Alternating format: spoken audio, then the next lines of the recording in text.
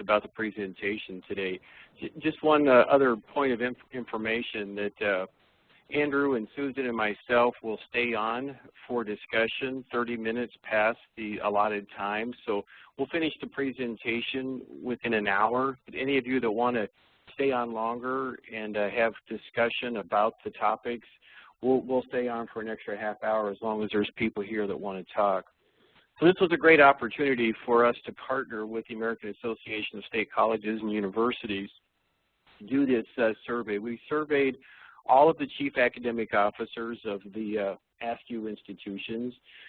We had a nice response rate from those folks, and data was collected back in March and April of this year. We also did a presentation of some of the data, preliminary presentation at the summer meeting of the chief academic officers from the AASCU members. And we got a lot of good feedback from the sessions that we did at that conference. So some of those ideas that people contributed in small group sessions are also incorporated into the report and into especially the recommendations and findings section. We appreciate everyone that contributed to those. We had a good advisory board that worked with us on this. Here's the folks in front of you now that were part of that advisory board. They helped us design the questionnaire and the analysis. Don't hold any of them responsible for the findings. We're responsible for that. So if you take issue with anything in the report, please call us, and we'll be glad to visit with you about it. Before we jump into the actual data from the survey, I want to give you a little bit of context and background about online higher ed in the United States. The numbers that you see in front of you are within the past year, about a year old, and so I think that they've changed some since then. But it shows the breakdown of the number of students that are in fully online programs. 14% of the U.S.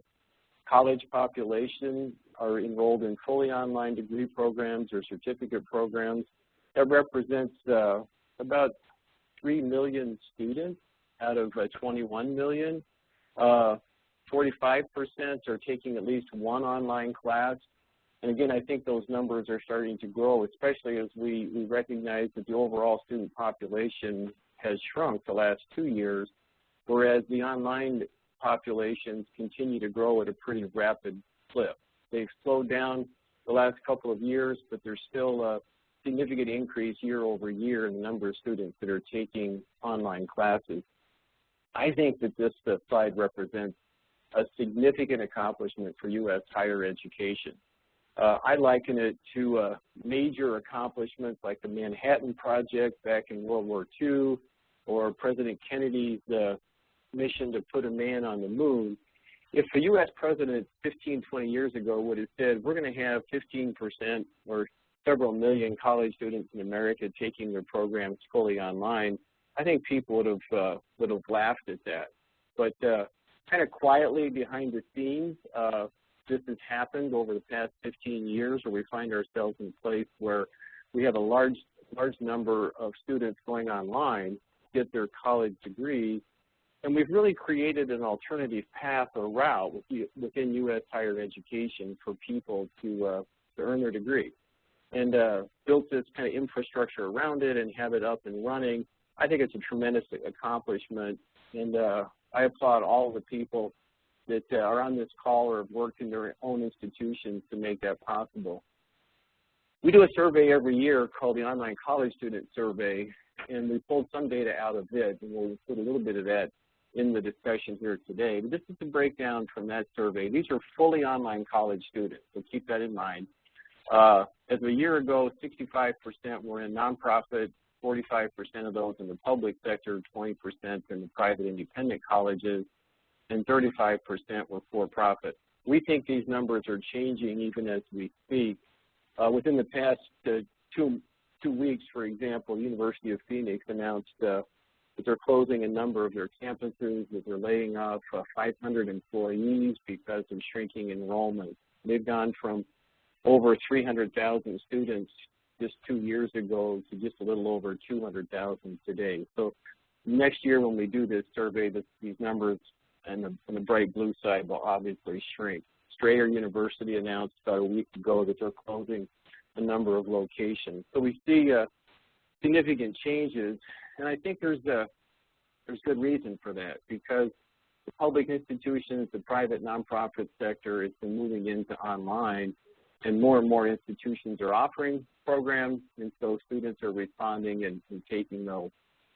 This slide depicts, I think, what was going on previous decades. In about 2000 and 2010, there was this tremendous rush into online programs, especially in the for-profit sector. Led by the University of Phoenix, John Sperling had this idea that the adult students weren't going to come to campus, so we can serve them in a different manner. And virtually all of the for-profit institutions in this time period were doubling and tripling year over year. There was this tremendous pent-up demand for students that wanted a college degree but couldn't leave their work or take advantage of a traditional program on a campus where they went in weekdays or full time. So they turned to online, and it met a big part of that demand. This current decade that we're in, I think things are shifting.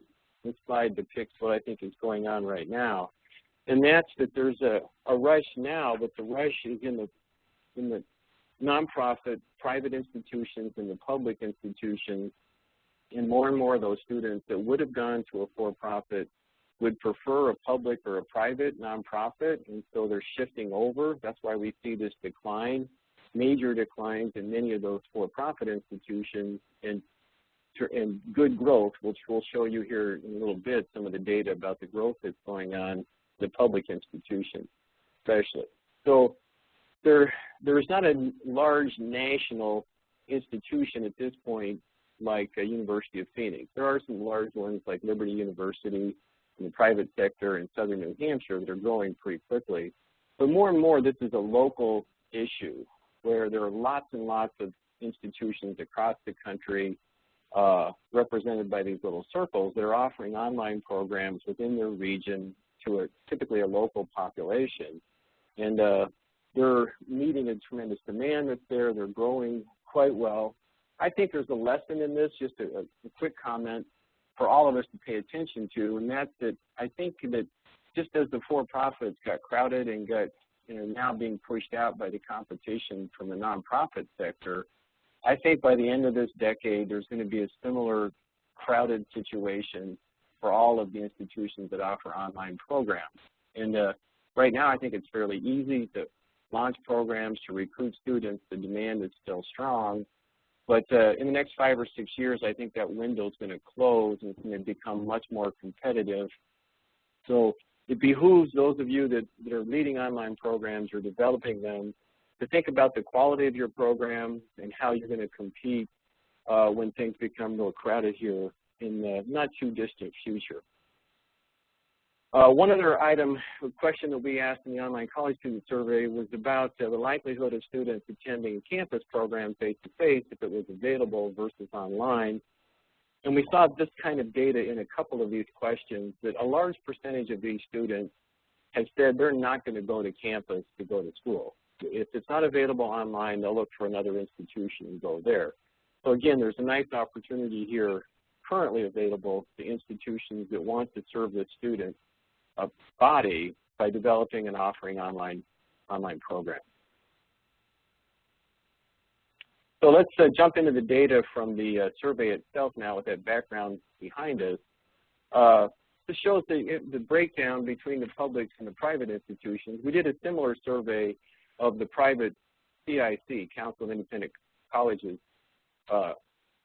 institutions, so we could compare the two. And you see here that in the light blue is the CIC information, the dark blue is the AASCU or the public institutions. If you look across the bottom bar, 48% of the public universities are offering 5 or more fully online programs. We think that the breakdown between 5 or more, 1 to 4, or no online programs are pretty significant. When we looked at the crosstabs in this data, there were logical breaks in a number of questions around that breakdown. So almost half of the publics are out there in an advanced state, we would say, with 5 or more fully online programs. There's still a significant group, 18%, that don't offer fully online programs yet, but many of them we think are considering that or getting ready to do so. This shows a little bit of the breakdown by size. There is a correlation between the size of the institution and the involvement or the level of offerings in online programs. You follow the right-hand column, 5 or more fully online programs. You find that the smaller, those with less than 7,000 students, about 40% of them are in that advanced category. And that gets bigger, 52% as you move up to 14,000 students, and 63% and 60%.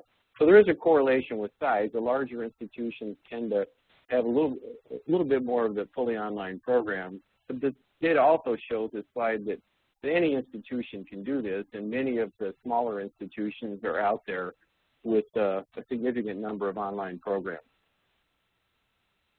Next couple slides, we're going to talk about infrastructure and the way institutions are organized. We had a series of questions on this topic. One of the things that jumped out to us early on was that the institutions that develop online programs that move into that advanced category with 5 or more programs typically have a central administrative unit that gets organized to manage their online offerings. There's a senior administrator in charge of that. So you can see the breakdown here between the beginners, the intermediates, and the advanced institutions. Significance in this survey would take about 12%. So each of these breaks from 39 to 46, 46 to 84 across the top are significant differences. And it's a key point. When an institution decides to do online programs, we find a pattern that they typically start with 1 or 2. Usually it's an entrepreneurial dean or department chair that kind of launches out and leads the effort. And then about the time that an institution gets 1 or 2 fully online programs, they start to get organized. They appoint somebody, maybe an associate dean or director of online programs, and they hire staff to go with that. In these next few slides, we'll talk a little bit about the data around that particular function. Before that, though, I want to show you this slide. At the Learning House, we partner with about 100 different colleges and universities and help them do online programs in one way or another. And these are examples of 2 institutions that we work with. They're very similar. They're close to the same large metropolitan area, interesting backgrounds and kind of similar in size and so forth. School B started online programs back in 2007, and they've grown to about 213 enrollments as of about a year ago. The other institutions started later. It wasn't until 2009 when they launched their first online program, but they're already up to over about 3,000 enrollments in their online programs, faster than the other institution C. And the significant difference we think as we observe these kinds of institutions is that there's a full-time dedicated online leader in school A. They've got a marketing budget so they can go recruit students. Often in addition to these factors, you'll see that the institution begins hiring staff to support their online programs. Oftentimes those are instructional designers early on, or enrollment counselors or student academic advisors. So you see this trend for infrastructure to follow the development of the programs. And the institutions that make that investment tend to grow quite a bit quicker and build their programs more substantially. The next 2 slides are going to cover the breakdown of the way institutions apportion out the services. There's 2 slides here in a row. It's kind of a complicated table, but we'll take our time. You can read the data as I talk. This data is broken into several different units and or sources to provide these kinds of services. So it may come from a traditional administrative unit, or it may come from one of these centralized online departments or units that the institution has formed. Sometimes the 3rd column, these services get distributed across a variety of colleges and departments, a centralized service, or back out to the schools. And sometimes it's outsourced, or the final column where it's not offered. These numbers don't add to 100 because people could choose more than one of these. And we've ranked this data in these 2 slides by the 1st column, the traditional administrative unit.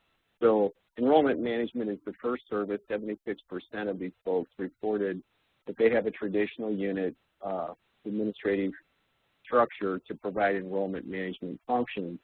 If you follow over, 25% said they have a central unit for online programs that does that, provides enrollment management. So you can read the data going across. So as you work your way down, you'll see that bookstore is second with 76%, provided by a traditional unit and so forth. It's interesting in this slide to pay attention to that central online unit, the column, second column in, to see which services tend to get specialized or focused in that particular unit. So for example, if you go to the bottom of this slide, 33% of these institutions reported that there's a central online unit or central unit for online services that does their marketing for them. That's one of the higher rankings for this particular number. You also see that there's a jump in outsourcing for marketing. Across the bottom row, 25% of the time this is getting outsourced by these institutions.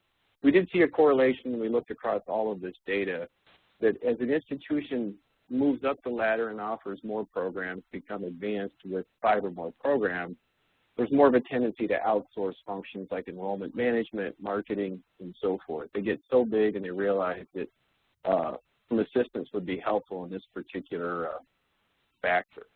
Here's the second set of data. Again, the numbers are decreasing now on the left-hand side as you see what's offered by traditional units. If you look at column 2 again, those that come from a central online service, you see a big jump in instructional design and faculty training. These are typically the first services or early services that get provided by that central unit. It shows up in this data. And again, you see that outsourcing gets pretty high in terms of LMS hosting, 24/7 technical support. So that's an interesting mix of how these services get done and what part of the university get tasked with providing them for their online programs. In terms of faculty, we asked a question about who's responsible for teaching, developing courses, and so forth, or how's your faculty load split up. And almost every institution uses their full-time faculty as part of their regular load. Sometimes they add stipends and additional assignments on there. Again, 88% use part-timers often to teach their online courses, and you can see the way this breaks down.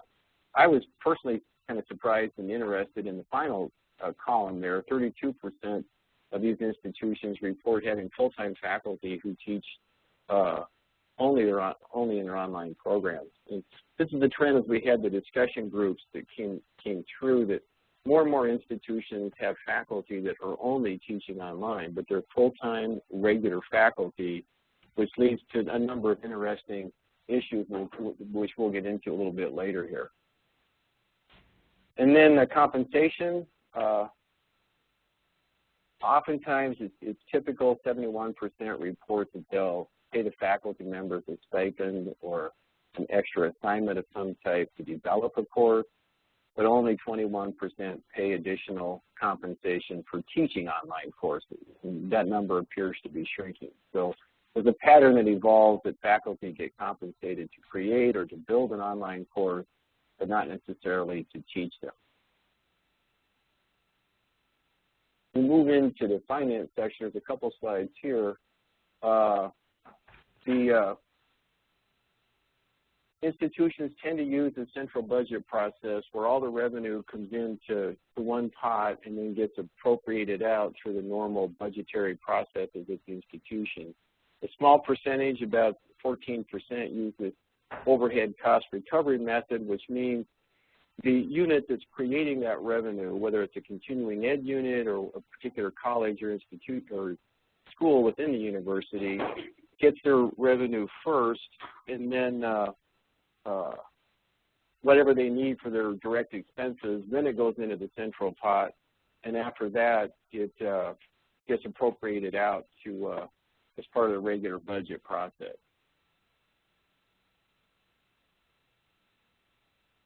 In terms of fees, there's an interesting breakdown here in the tuition line that public universities tend to charge the same for their online courses as their residential courses, although a significant minority, 26%, charge higher fees for their online classes. We find just the opposite at the private institutions. They tend to charge less for their online courses than they do for the regular courses. And this slide shows the comparison between revenue.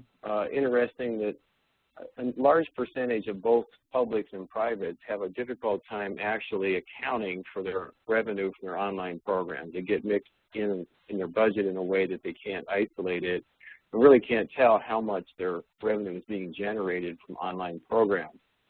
As you go around the wheel, you see that there's a significant number that are in that large category of generating over $5 million in the green from their online programs. 12% of the public institutions fall in that category, and about 5% of the private institutions.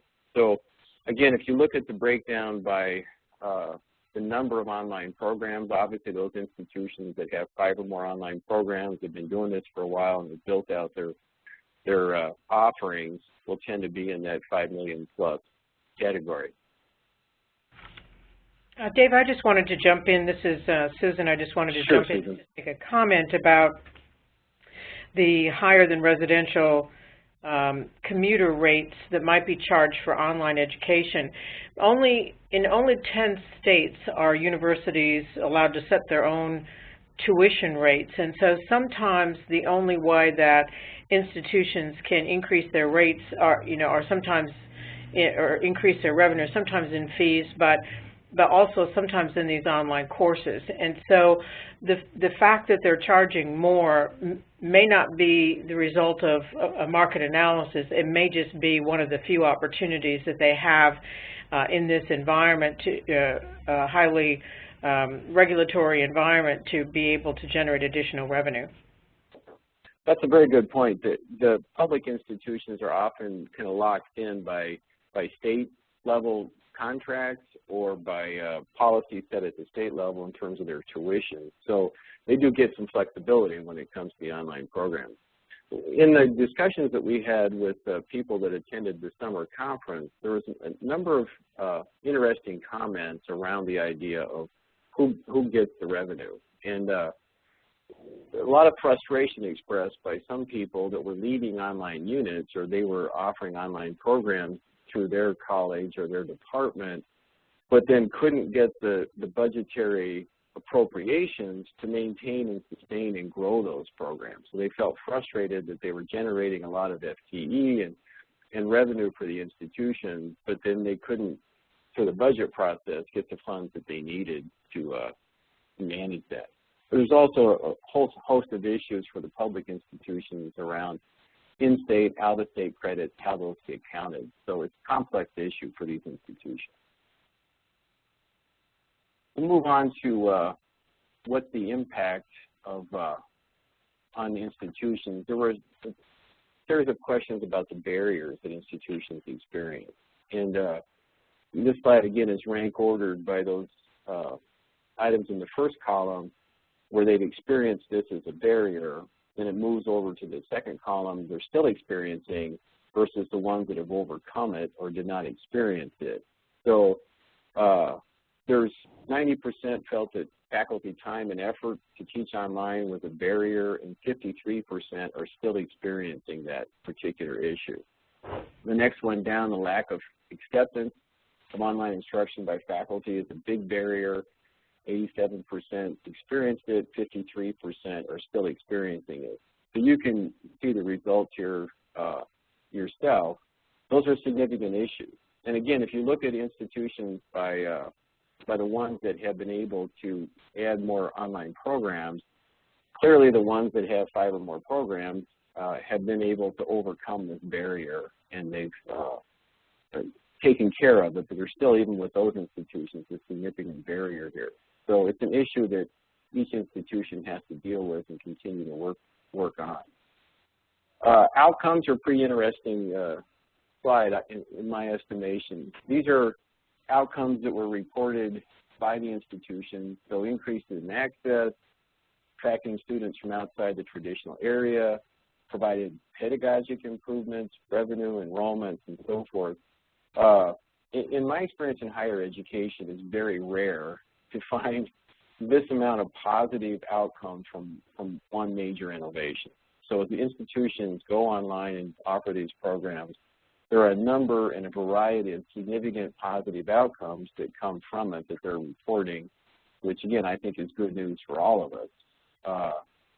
Similarly, we asked a question about how did the online programs then impact on ground offerings, and again, very positive kind of results that come from this. New pedagogy for the on-ground courses even, attracting more students and so forth. You can see the results are laid out here. So positive benefits accrue or outcomes happen when institutions take this step. I'm going to turn it over to my colleague Andrew Magden now. Andrew's going to go through some of the data on this next set of slides about program offerings. Andrew? Thanks, Dave. For this part of the presentation, we wanted to go over and compare some of the results from this recent AASCU survey with also one of our other surveys that we conducted this past year of online college students. These were 1,500 individuals that were actually online college students across the country, and we wanted to compare some of their interest around the programs with what were actually being offered by AASCU members and also with our other survey, private colleges at CIC schools. So for this first slide, we wanted to look at, before we get into the specific programs, what restrictions are being put out there by AASCU institutions around residential students, campus students enrolling in these online or hybrid courses. With AASCU institutions, obviously, with the mission of the institutions being to provide and expand access to higher education, it was unsurprising that 85% allowed their residential students to actually enroll in these online courses without any real restrictions placed upon them. Just wanted to contrast this with what we found in the survey of private institutions, where 57% of CIC members reporting that they do allow residential students to enroll in their online courses, but with restrictions placed upon them. Likely these institutions are venturing into the online market, trying to expand the number of students that they are serving, but not necessarily wanting to compromise the on-campus experience for the students. At public institutions, much more open in providing access, so it's not surprising that we would see that difference in the numbers here. So moving on to the actual program selection, what we have up here is the rank order results of some of the major fields of study that we asked about in all three of these different surveys. The first column representing the actual online college student, we have it ranked in order for their preference. And then where these fields of studies ranked out at AASCU and CIC institutions as well. So we see the overall top field for students that they're seeking online is business, followed by healthcare, and then computer science. With the online college student, it was roughly 35% at the undergraduate level were interested in an online business course.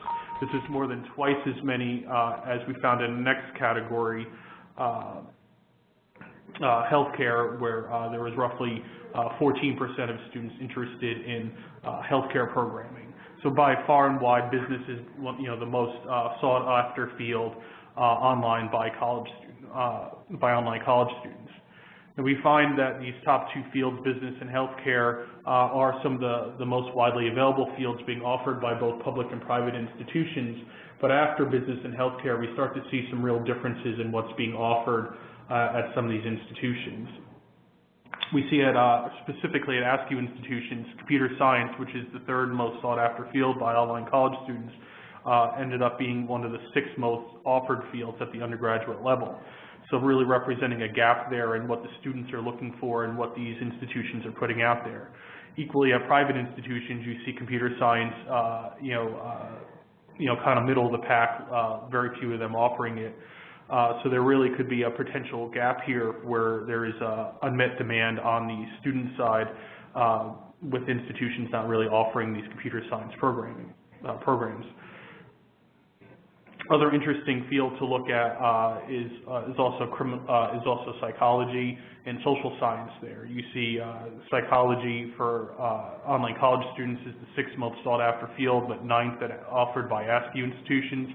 where AASCU institutions are more likely to be offering social science programming, which is something that you see falls much more lower on the list for demand by online college students. If we move on to the graduate level, similar format from the previous slide. What is rank ordered by the first column there, what the online college student is looking for, and then followed by what AASCU and CIC institutions are offering. Now here you see a little bit more differences there, especially at the top fields. The second most sought after field at the graduate level after business is computer science at the graduate level for online college students. You see at AASCU institutions, business is the third most offered field, and computer science the seventh. So there's a real disconnect there of what we're finding, what these AASCU institutions are offering and what the real demand is there on the student side. So maybe some opportunity there for AASCU institutions to start to develop more of these graduate level fields online. If we look at what fields of study are popular in terms of from the online college student side, just over a quarter are looking for a bachelor's degree and a third are at a master's degree. So you see, 60% at the major degree level, and the rest and a large proportion also looking for certificates, roughly 13% there. We also asked about the term length for online courses and hybrid courses at AASCU institutions, and then I'll contrast this with what we found in terms of what online college students are looking for. You see at AASCU institutions, a real preference there to offer their online courses at traditional semester length, 13 weeks or longer. Around 72% of AASCU institutions offering online courses have them at 13 weeks or longer. If we were to then contrast this with what online college students are actually looking for, we see a great disconnect there as well. 81% of online college students are looking for online courses that are 12 weeks or less. So really contrasting that 81% wanting 12-week or fewer online courses with what AASCU institutions are offering, which is, again, 3/4 offering them at 13 weeks or longer. We see a great disconnect there between what students are looking for and what is typically being offered. Now, if we wanted to look at the CIC data for this particular question, we would see that 2/3 of CIC institutions are offering their online courses at 12 weeks or fewer. So private institutions are actually providing a little bit more flexibility in terms of their course lengths and number of starts per year, typically being able to more meet the needs of what the students are looking for out there. Any questions at this point, Emily? Nope. I know you all have questions, so please feel free to type them into the chat and we can address them. Okay. While we wait for that, I'll just move on to the next section, which is on marketing. The marketing section here is really looking at where marketing dollars are being spent by AASCU institutions for these online programs. So if we first start off with, again, another slide from our online college student survey, we see that 69% of online college students are actually looking for an institution that is within 100 miles of their location.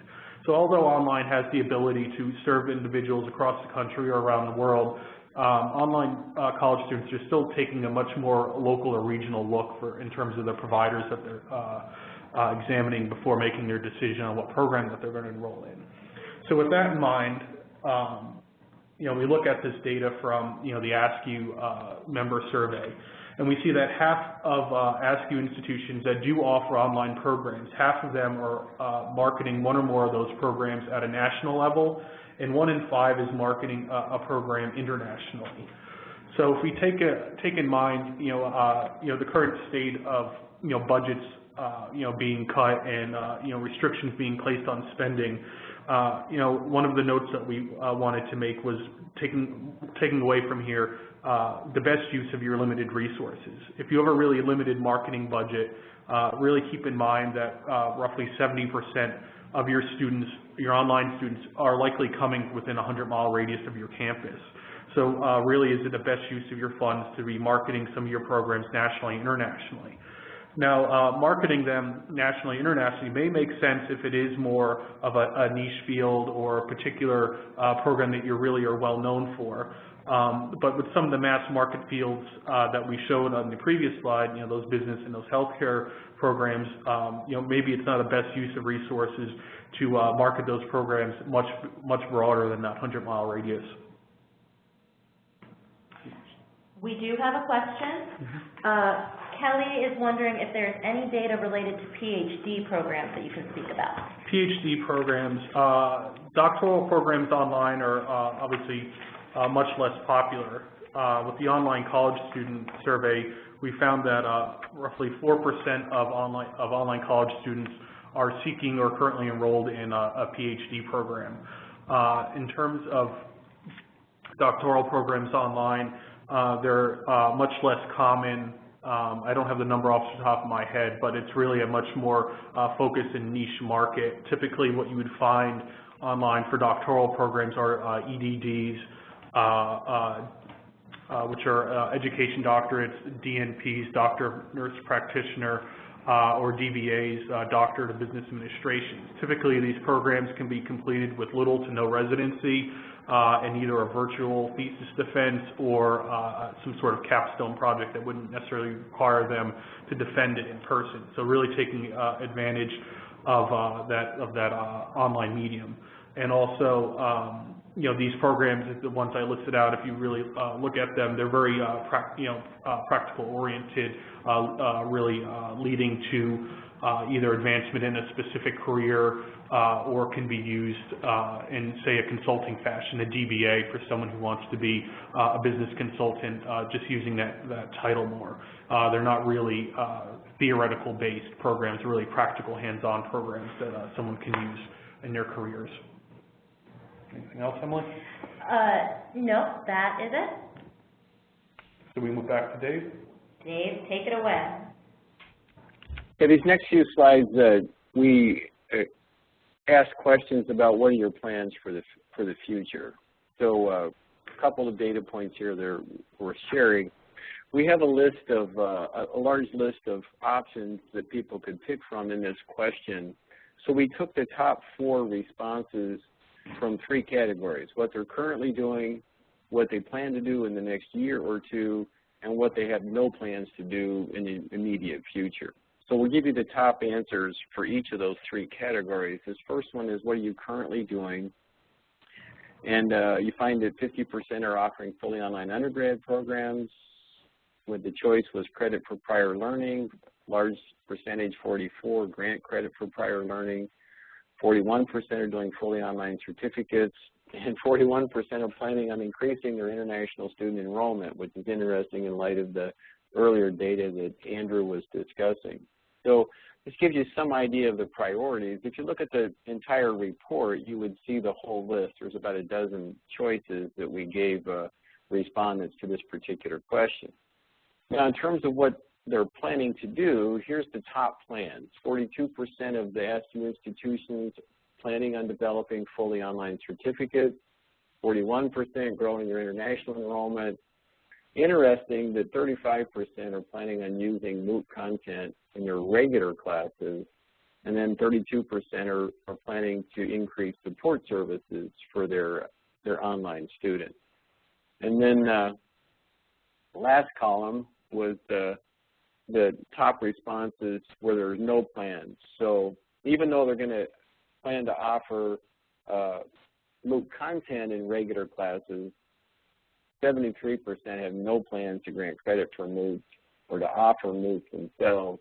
And again, we see using MOOC content in regular classes as one of the top responses here. So there's a big discrepancy between using MOOC content. It's one of the top choices for what schools are planning to do and what they have no plans to do. Interesting. And then learning communities being developed, again, is one that's pretty low on the list. So you get some idea of where the priorities are. Most institutions are planning on growing their online programs in some ways, either through degree programs or certificates. I'm going to call on our colleague Susan to relate this data about AASCU's role. Thank you, Dave. In my role as a senior fellow over the past year at the American Association of State Colleges and Universities. An important question for us was, how can AASCU play a positive role in assisting and facilitating universities and colleges as they approach their online education? It was interesting that the size of the programs made a difference in terms of their level of interest and the role that they wanted AASCU to play. Most of the schools, particularly the large schools that had 5 or more online programs, wanted AASCU to assist them in monitoring state and federal licensing and regulatory requirements for online education. And I think this has taken on a particular interest as a result of the federal regulations. Second of all, they're interested in being able to compare how different institutions utilize online learning. They're interested in different business models and approaches. They're also interested in sharing models, particularly how it's financed, how they're established, how faculty are engaged in constructing courses and advising models, and they're interested in training on how to grow and develop online programs. If we look at the schools that don't have fully online programs, it makes sense that they're not going to be as interested in the regulatory environment. But nearly every advanced online school that had 5 or more programs were interested in the regulations. Those institutions that were intermediate schools or had 1 to 4 fully online programs were more likely to want some of the roles on the second page. So if you can go to the next page, Emily. They're interested in leadership training, information resources applicable to the strategic use of online, and also opportunities for executive level sharing. So these really provide an opportunity for AASCU to build its portfolio going forward for support systems for presidents and chancellors of universities, as well as the senior leadership. Thank you, Susan. So that's the end of the slides in terms of the summary of the data. And again, we've selected certain tables to share with you folks in data. The full report has more detail and is richer in many regards. We're going to take a minute now to scroll through a set of recommendations. Susan's had extensive experience in developing online programs, as I have. We've both worked in institutions that offer a lot of online degrees and programs, and Andrew has tremendous background as well. So these are recommendations that we developed. They're in the report. I want to highlight them for you. We're in good shape time-wise, so rather than comment about each one of these recommendations, I'm going to scroll through them one at a time, give you an idea of what we think would be healthy and useful for you folks to be thinking about as you build your online programs. And then that will leave us a good amount of time that we could respond to questions either by text, or we'll open up the phone lines so if people want to comment via phone. That would be okay too. So I'm not going to comment about these. I'm just going to give you a minute to read them. You can see maybe why we would recommend some of these items as we go.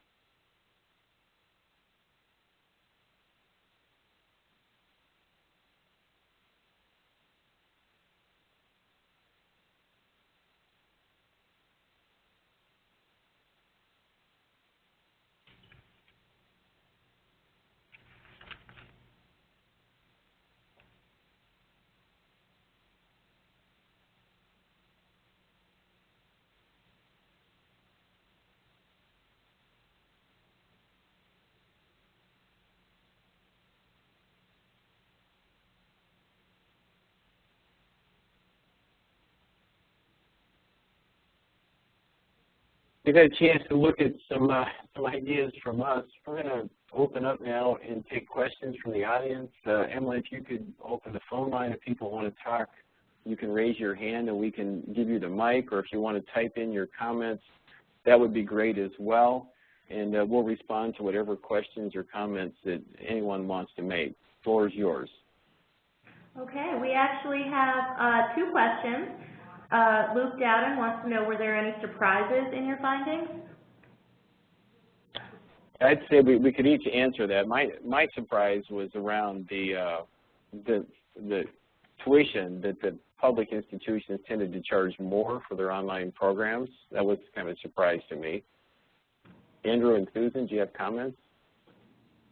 I thought it was interesting to take a look at the recent data that was collected regarding student preferences and the seeming disconnect between what students are really requesting in their fully online programs versus what both the nonprofit independent colleges as well as the state universities are actually offering to the students. And I think that's really something to take a look at in planning for recruitment of students, whether or not there's an appropriate mix of the types of programs that students are really going to want in a fully online program. No, I agree with what Susan mentioned there, with really lining up the online college student report with this particular report and looking for how different points align. Specifically, we were talking about the program, but also the course length. I don't know what flexibility can be carved out there, but really looking for your online programs to not just mirror what is offered on campus, but really take advantage of the medium, allowing you to deliver something perhaps in a more condensed format. Because in the online college student report, we also talk about the time and money that it takes students to obtain these specific degrees. So anything that can be done to lessen the time or lessen the cost burden would really be beneficial. I think that was one of the recommendations Dave has up there with accepting all legitimate credit. That was a question that we asked about as well, the credit transfer abilities. We have a question from Charlie, who I'm actually going to allow to speak over the phone. So Charlie, you should be live. Okay, great. Just out of curiosity, what are the credentials when you work with a campus and the recommendation is to have an online leader at that campus, whether work for Learning House or to help work with administration to build the online program, what are the recommended credentials that you ask or that you suggest for that person on campus to have? I think it parallels their role in the organization. If the online direct person is at the dean level, they should have the same credentials as the other deans. And that's where I would recommend personally institutions go to.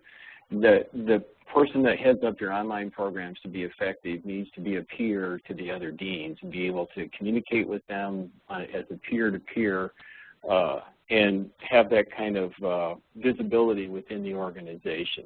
So you typically have faculty experience, a terminal degree and things like that you would for any other dean or an associate dean perhaps at the university.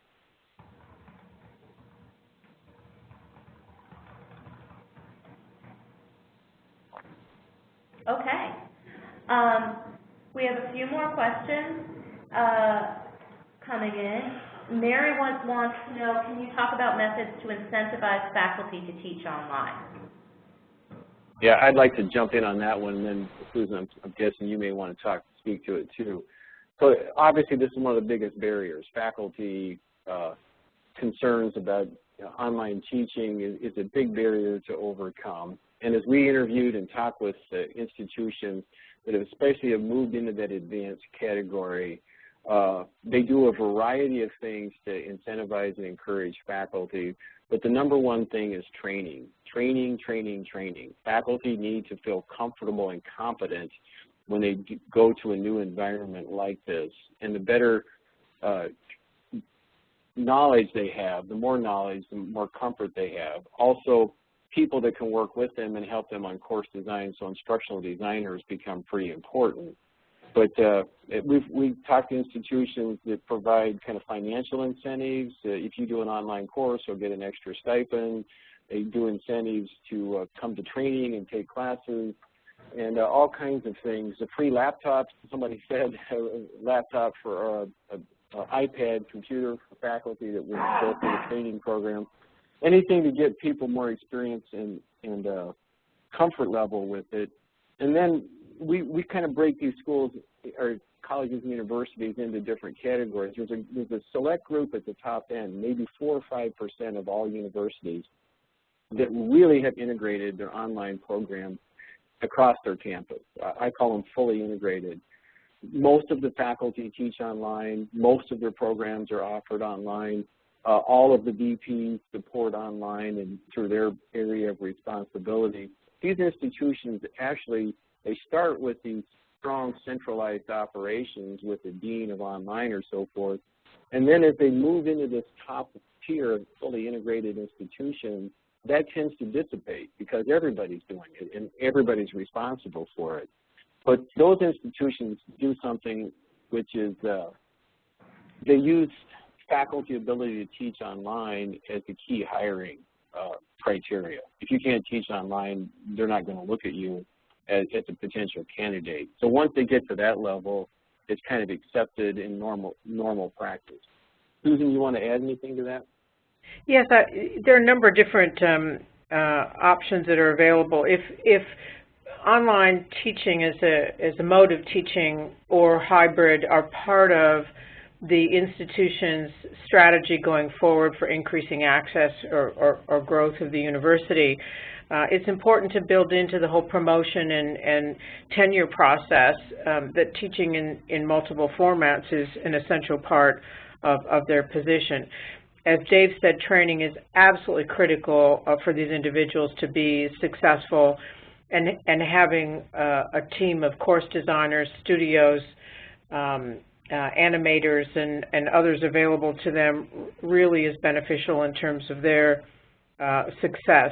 Having peer mentors for a year, faculty members who have also taught in this particular subject matter and in this area to give them suggestions and ideas, someone that they can go to during that first year of teaching in an online format, and also a mentor that can check into the classes and just see how they're handling the chats, see how they're handling the discussions with the students and responding to questions in a timely manner. Also, I find that one of the incentives is the opportunity for some revenue sharing going back to the various departments or to the faculty.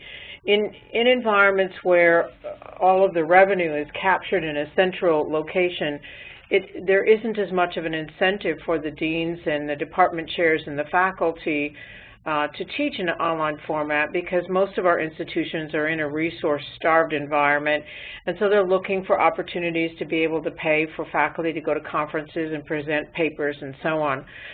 Another area for incentivizing faculty is giving them an opportunity to actually do research about the students who are in an online environment, about teaching, about how students are learning in different teaching formats. If they're incentivized in terms of the type of research and publishing that they're doing, it helps the institution, and it also advances all of our knowledge about how to better support these students. Okay, we have a follow-up question, which is, are there models that successfully address intellectual property questions for faculty in AAUP institutions?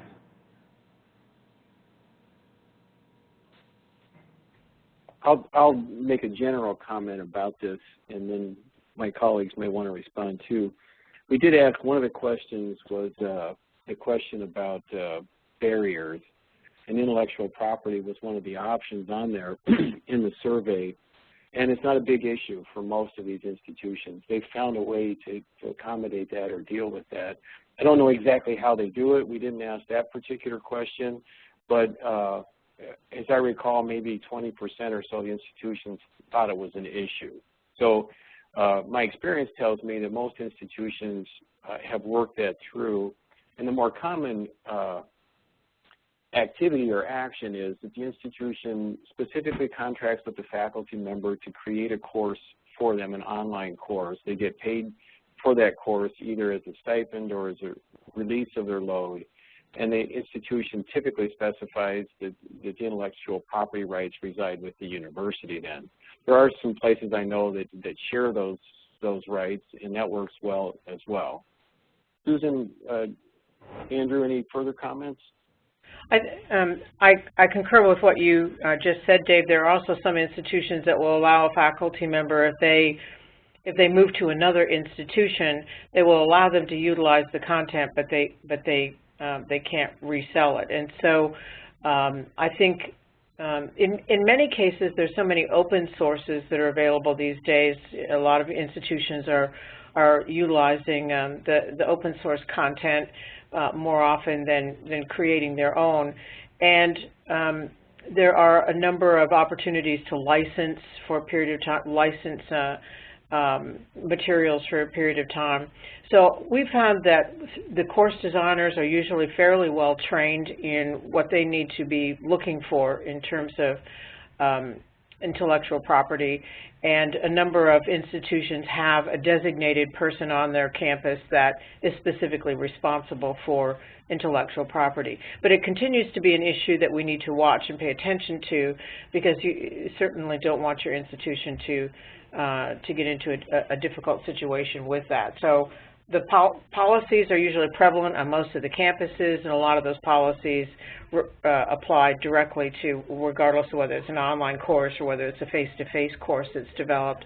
But it is something that needs to be looked at. Particularly as MOOCs have come up, there are a number of different issues that relate to intellectual property and also licensing, because if it's in a for-profit environment, oftentimes the licensing applies only to a nonprofit educational environment and not to a corporation. So those need to be looked at very carefully. And one of the people who, actually there are two attorneys that have looked at this extensively across the United States. One is the general counsel at Stanford, and the other one is the general counsel at University of Virginia.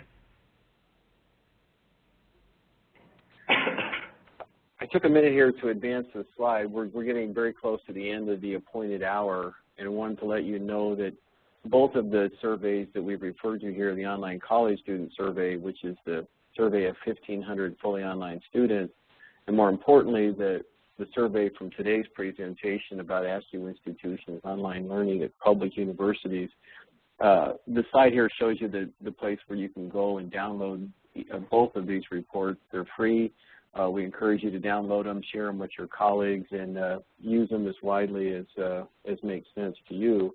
As I mentioned at the beginning of the hour, we'll pause now, say goodbye to anybody that needs to leave and get on to something else. But Susan and Andrew and I will stay on for another 30 minutes as long as there's people that want to talk and have questions or comments. So turn it back over to Emily to go to the next question, and thank everyone that participated today for being with us. We appreciate your attendance. I want to say thanks to everyone as well. On the contact list, please contact us.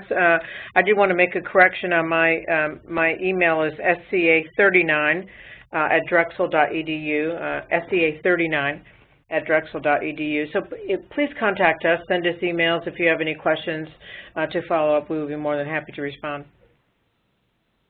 And we will be emailing out these slides within the next day or so, and then a recording of this webinar will be available on our website. So if you missed something or you have questions, there will be access to these resources. We have a lot more questions waiting. We have a question about the recommendation to invest in outcomes. Can you elaborate on that, and specifically what that means institutions should do? Yeah, this is one that I feel pretty strongly about and wanted to include in the report. If you recall the beginning of the presentation, I did the slides about this rush into online programs where the for-profits dominated the first decade of the century, and now the nonprofit institutions are taking center stage and dominating that rush into online programs. And as I said, it's going to get crowded here in a few years. It's starting to show signs now that the market is getting saturated in some places. And so I think one of the things that an institution can do to continue to be strong and viable when the competition gets tougher and tougher is to focus on outcomes and be able to talk and describe and publish the outcomes of your programs. And I see outcomes in three broad categories that are important for institutions to be able to talk about. One is graduation rates. How many of your students are graduating in an online program? Second is placement rates. Do your students get jobs? Because the bulk of these online students are coming for professional advancements to move up in their career of choice. And third, what are your learning outcomes? Are students learning the content that they need to be successful in their professional field? Right now, if you go to your computer and type in online programs, you'll get lots of ads from lead generators that are talking about online programs, or you'll get ads from other institutions. Every one of those ads will talk about convenience and flexibility and how easy it is to go to school online because you don't have to drive to the campus and so forth.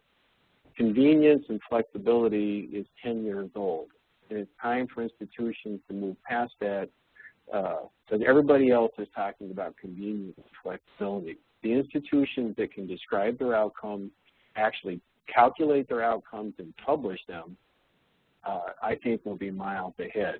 And I don't think that's just an easy thing to do because just like we showed the data that 40% of the public institutions have a difficult time even calculating their revenue from their online programs, I think it gets much tougher if you want to calculate retention rates, placement rates, and significant student learning rates. But I think it's a great place to go.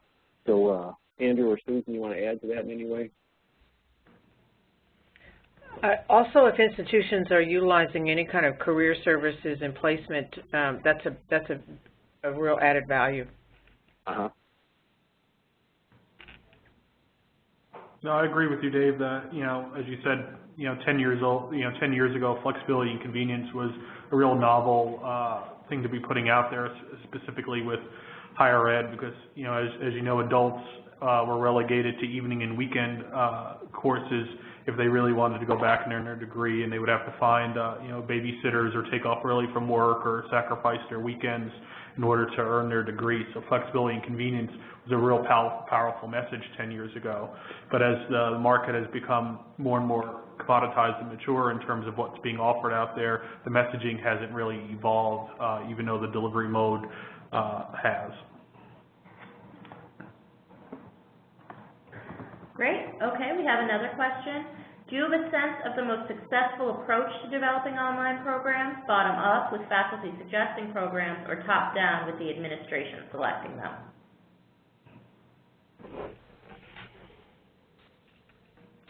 I think there's but Susan or Andrew, go ahead. I think there's obviously pros and cons to both sides of that. If you start with a bottom-up approach with faculty recommending it, obviously, one barrier you've gone around there is, convincing faculty to teach online, because these are the ones that are coming up with the ideas. They obviously feel passionate about it, that they want to put this program online and teach it. So you have that navigated, but you don't necessarily know if that program is going to be successful online or not. This program could be, let's say it's a sociology program, which if we looked at those demand slides earlier on in the presentation, you would see that the student demand for, say, a sociology program is much less than, say, a business or healthcare program. So you may have faculty buy-in at that point, but it's not necessarily a program that maybe will end up generating a lot of enrollments for you. And if you think about the resources that have to go into developing an online program, are you really going to be able, revenue-wise, to be positive on those types of programs? If you go to a top-down approach, obviously you could pick and choose which programs you want to go online, but you may not have that faculty support. Also, with top-down, a benefit would be, obviously, you do have that upper-level buy-in, so resources can be more freed up for the development of these particular courses and programs. And there could be also resources, as Dave was talking about and Susan was talking about earlier, to incentivize faculty. So there's obviously pros and cons on both sides, but I think if you go through our reports and look into the recommendations, I think we weigh more on the side of a strong administrative presence in order for online to really grow and be prosperous at different institutions. But Dave and Susan, if you want to chime in as well. Yeah, I would add to that. Go ahead, Susan.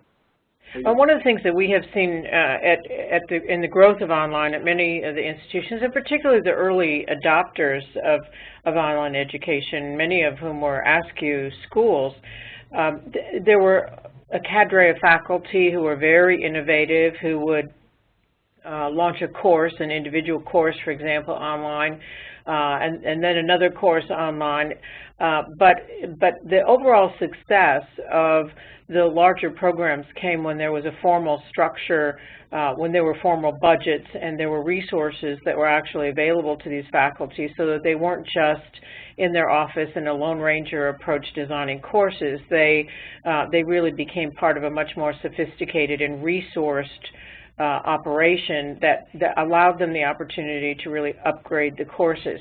If there isn't central administrative support for launching these online programs, I find that they're under-resourced, and the quality of the courses over time will suffer.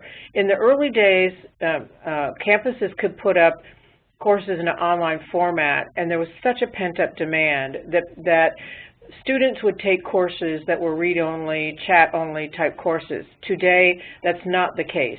Unless these courses are filled with rich multimedia, simulation models, streaming audio and visual, and exercises that the students can work on to apply their knowledge, these students will know that the institution is not for real and it's not good quality, and they will go somewhere else. So institutions no longer can compete just on the flexibility and convenience area. They're going to have to be able to compete in terms of the quality of the online course, and that includes the engagement with the content and rich multimedia design courses, and that's going to require significant investment on the part of a central administration. Great. Okay, we have a couple questions about term length. The first one is that last recommendation where we talk about synthesizing online and face-to-face. If the campus uses 16-week terms and online goes to an 8-week term, how can schools remain consistent? That's a great question. I think that more and more institutions that they're at the advanced category kind of do both. They can go back and forth. And that recommendation has a lot to do with institutions that are offering fully online programs. And many students don't want to come to campus ever or do face-to-face activities. But I think there's still an opportunity for universities to develop blended or strategies to blend those students into the campus, to take advantage of the campus that sits there and touch those students or involve them in other ways. It may be social activities, it may be athletics, it may be family kinds of things, or career services for sure for students that are finishing their programs. So I think we want to think about a broader range, and this is an area that's really open and ripe, I think, for creative thinkers and programmers to figure out how to take advantage of the campus and the students that go online but don't want to necessarily drive across town to the campus. And the way you mix those two together, I think, creates an overall integrated institution where online and on ground become reinforcing to one another. So I don't have a lot of good specific ideas, but I'm sure looking for them.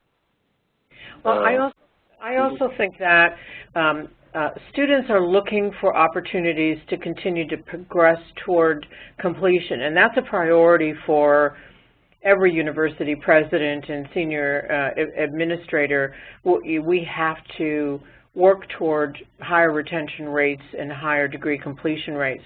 Often what we're finding these days, and it certainly was validated in our focus groups at the AASCU Summer Conference, students are looking for online courses to fill in so that if their work schedule, more of them are working to pay for their education so they don't have such high student debt. They're looking for opportunities to be able to fill in with online courses in order to work around their work schedules.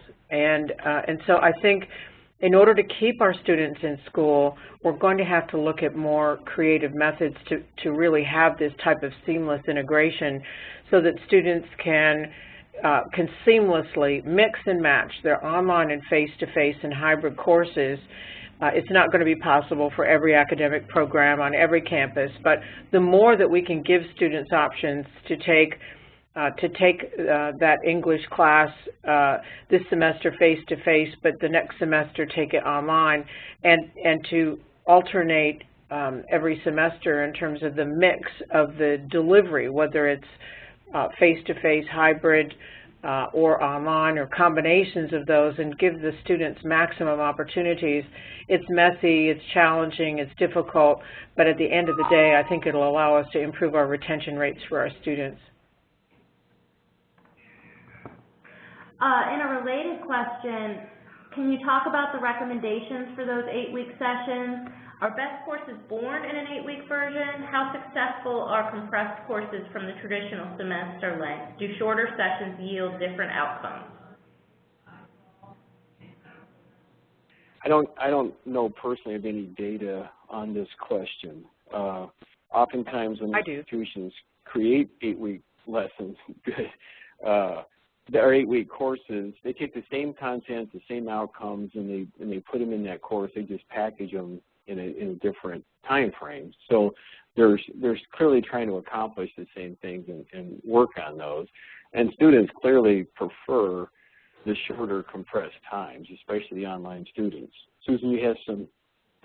Yeah, when I was president at the University of Maryland University College, we actually conducted research when we were looking at changing formats, and the primary purpose of looking at the term lengths was in order to provide our students with an opportunity to move around the world to different locations and continue with their education rather than stopping and starting, because we created so many barriers with different term lengths around the world.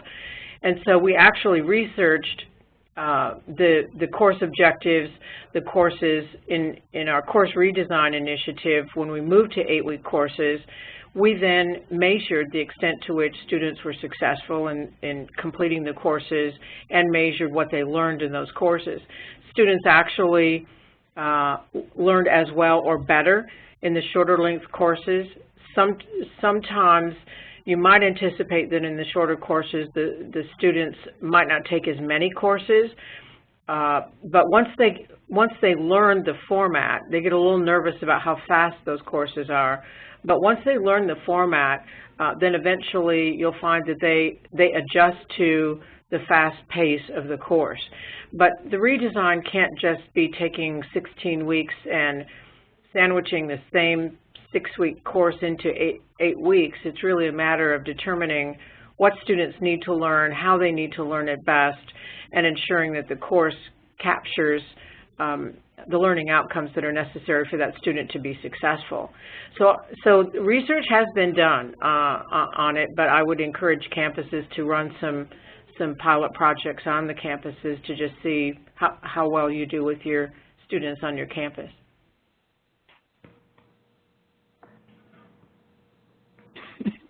Great. We have another question. How does a professor move from teaching using a textbook for course content to teaching online regarding copyrights on textbooks? Susan, go ahead. Many of the publishers and book distributors have both formats available. So oftentimes as faculty get together in their departments to determine which textbooks to utilize, it's best to utilize the type of content that can be both in a textbook format but also available in a web-based format as well. Most of the book distributors, MBS and others, are very adept at packaging these types of this type of content in ways that students can access them. And so my suggestion would be to just take a look at some of the options that are out there from the book distributors and book publishers to ensure that it's available in both formats. Okay. Next question. Are schools offering fully online degrees finding it necessary to hire a director of online education, or is an instructional designer, faculty trainer, and LMS support staff all that is necessary? Well, we've talked about this a little bit already. I think it all starts with the director. You need a leader, especially in those early days when you're beginning online programs, to organize it, to work with the faculty, to talk with the various administrators, get the right policies in place. The first staff members that usually follow that director, though, are instructional designers and then student support staff like advisors and enrollment counselors. So I think you need both. You can't just hire the staff without a leader, or you'll bog down. It will take longer, and you'll be less happy with the outcomes. Andrew, Susan, you want to add to that? Yeah, I agree. I agree, Dave. Okay. Does anybody else have any questions?